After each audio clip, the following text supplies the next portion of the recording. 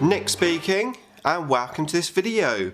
Right, another Tyranid Learning Curve vid for you, and today I want to discuss the Biomorph upgrade Regeneration. Quite an interesting upgrade. I would say very much a debatable upgrade, whether it's worth taking or not, and I want to discuss and share my experience, my learning curve as such, and maybe get some feedback from you guys as well, because this series is all about learning from each other. Okay, so let's have a quick chat about the actual upgrade itself. So Regeneration, it's 30 points. It's available not on all of our creatures, but the majority of the big ones can take it. And what does it do? Well, at the end of the Tyranid turn, if you've taken a wound on one of your creatures with Regeneration and you haven't been removed from the table, i.e. killed outright, you can roll a single dice, and on a 4+, you gain a wound back, and you can do that at the end of each Tyranid turn. And that upgrade is 30 points. So it's one of those upgrades which sounds really, really awesome, and you think, yeah, I want it on everything. But then when you start adding up how many regenerations you've taken, it can work out quite a number of points. And to the point that you could, get probably another monstrous creature on the table for the same amount of points you're spending on the Regeneration upgrade. Now, I would say that it's one of those upgrades which, if someone takes it, you can say, well, fair enough, why not? And if someone doesn't take it, you can say, well, fair enough, why not? But I just want to share my experience. So, working from left to right, let's just bring these on the table here. So I'm using the Carnifex in two ways, either walking across the board or in a drop pod. Now, when I'm walking across the board, I am definitely finding that Regeneration isn't working for me. Although he's quite high in toughness and he's got a reasonable save, a 3+ save, he's tending to go down very quickly with only his 4 wounds. So, last cannons and missile launchers just hammered into him will take him out in one go. No chance of regeneration.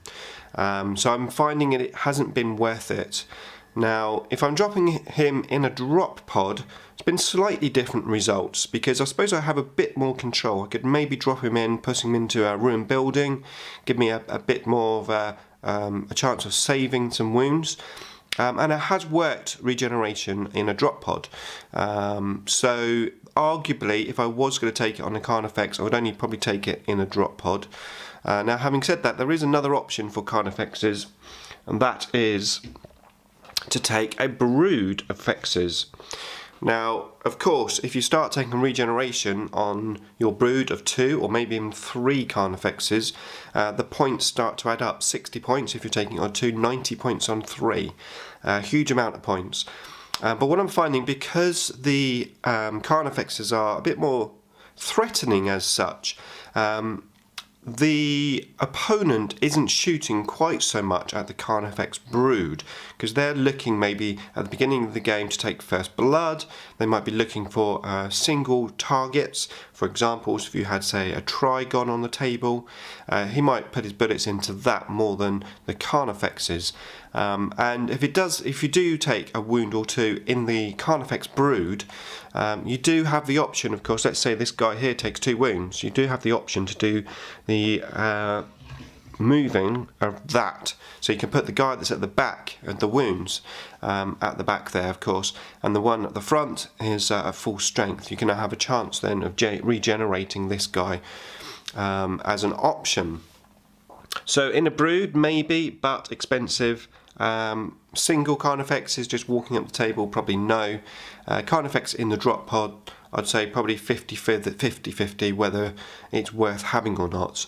And as I said, I've used Regeneration quite a lot, either on all of my units, on just a few of my units.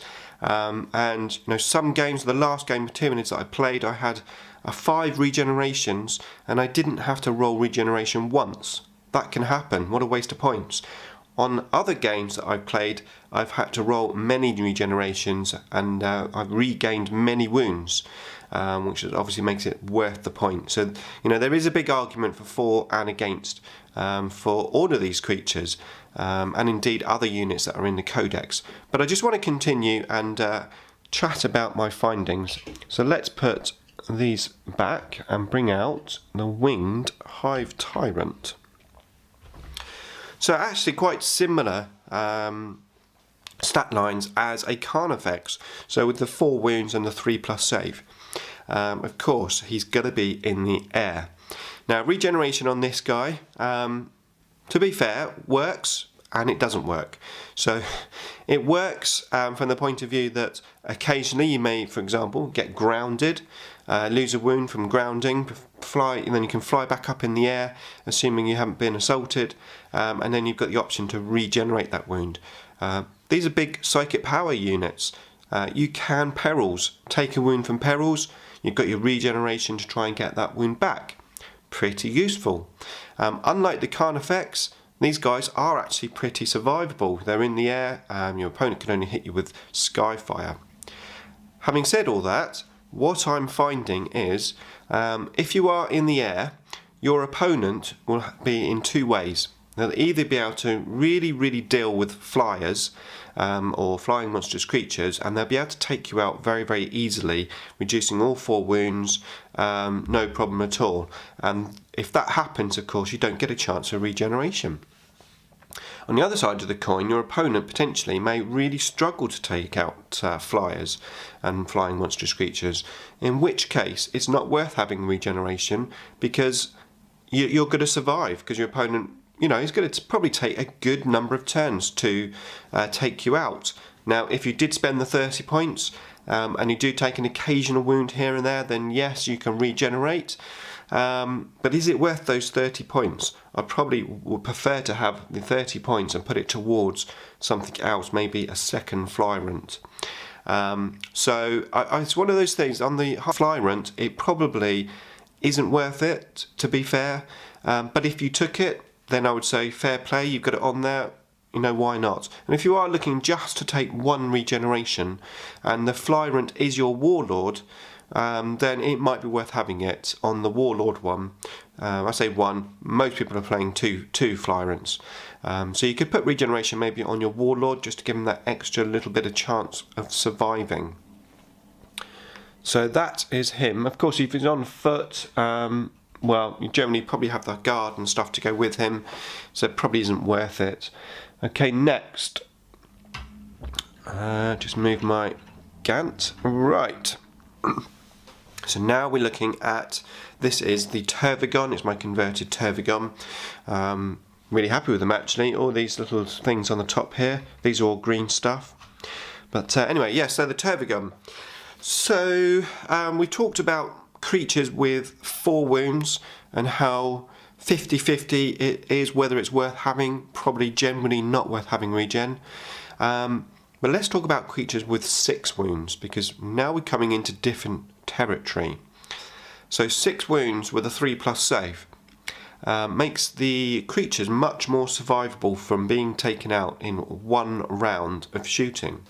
Especially the Turbogan. I mean, I use the Turbogan quite a lot behind a defense line, which obviously gives you the 2+ cover save, which makes him very survivable. But he is going to take a wound now and again, and he's obviously going to be there. He's going to be troops. I'm not going to be taking him as HQ, so he's going to be objective scoring, and we want him to survive. Regeneration on him, arguably, it's a good idea.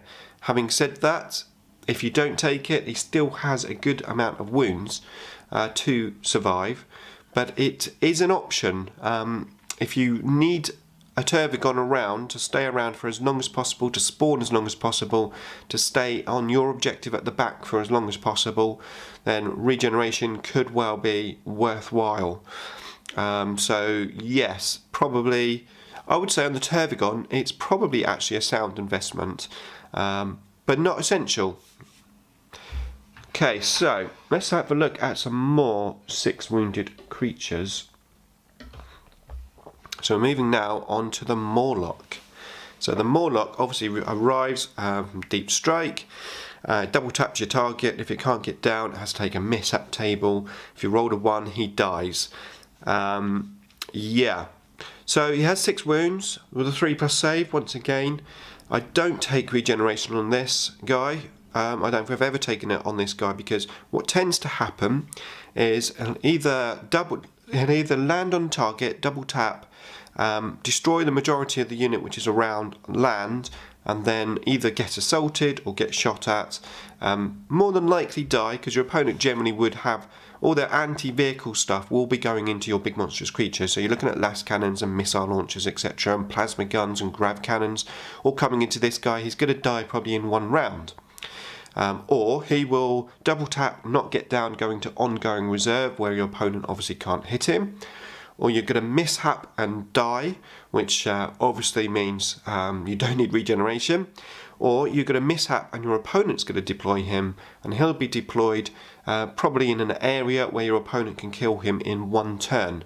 So I personally would say the Morlock, keep him as cheap as possible, and get more Morlocks rather than spending points on regeneration. You know, 2 Morlocks is so much better. I mean, 1 is none, 2 is 1, 3 is some. Yes. So the Morlock, I would say no.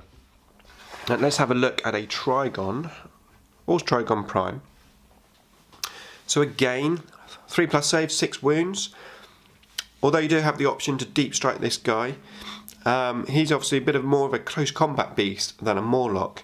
And whether you're deep striking or walking him across the board, I do find that I like to have regeneration on this guy, because unless he is taken down in 1 turn, which with 6 wounds, toughness 6 and a 3+ save, you know, it's going to be tough, especially if you can get a cover save as well.